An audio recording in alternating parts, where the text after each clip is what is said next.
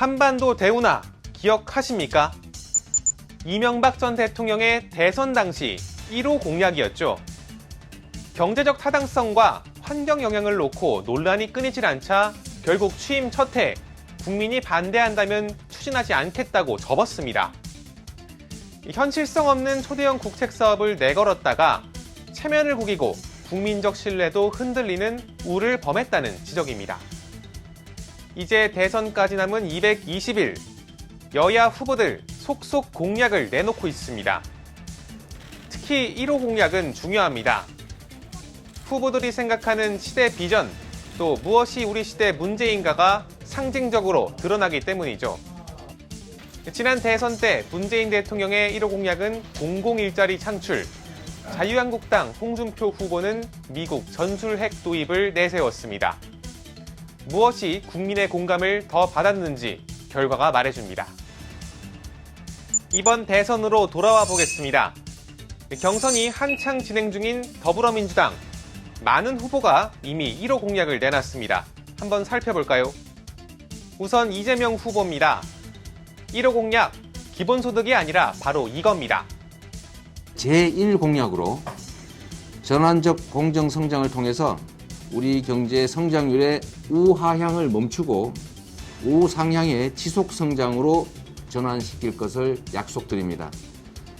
공정성장, 그러니까 성장을 우선순위에 놓되 불공정을 뿌리 뽑고 을의 권리를 지켜주는 게 선결과제란 생각이 담겼습니다.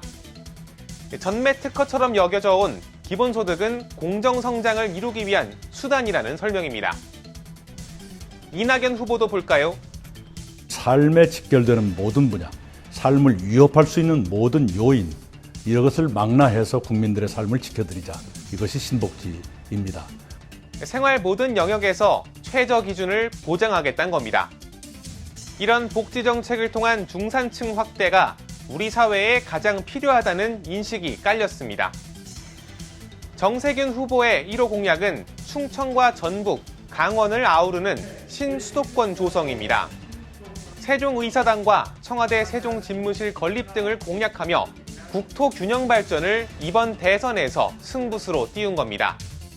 추미애 후보는 부동산세 강화를 골자로 한 지대개혁, 박용진 후보는 남녀평등 복무제를 1호 공약으로 내걸었습니다. 각자 부동산 가격 폭등과 청년층의 젠더 갈등을 우리 사회가 풀어야 할 최우선 과제로 꼽은 걸로 해석됩니다. 김두관 후보는 수도권 1급 체제 해제와 연방제 수준의 분권 국가를 공약했습니다. 국민의힘도 볼까요? 선두를 달리는 윤석열 전 검찰총장이 입당하며 경선버스 출발 준비가 완료됐죠. 이제 본격적으로 공약 경쟁이 시작될 걸로 보입니다. 공약 발표를 준비하는 윤 전 총장, 최근 연합뉴스TV에 출연해 1호 공약에 대해 이렇게 말했습니다. 시대적인 문제는 국민 모두가 다 똑같이 생각하고 있지 않나. 첫째가 이제 집 문제고, 둘째가 일자리, 그중에서는 청년 일자리 문제고, 그리고 세 번째가 이제 이 팬데믹 문제가 아닌가. 결국 부동산, 일자리, 코로나 상황 해결이 우리 사회에 가장 시급하다는 인식을 드러낸 겁니다. 페이스북으로 공약 발표를 이어가는 홍준표 의원, 가장 처음 내놓은 건 정부와 공공기관 통폐합입니다. 행정조직 선진화가 필요하다는 건데 현재 300명인 국회의원도 150명으로 줄이겠다고 밝혔습니다. 유승민 전 의원은 1호 공약으로 경제정책 패키지를 준비 중입니다.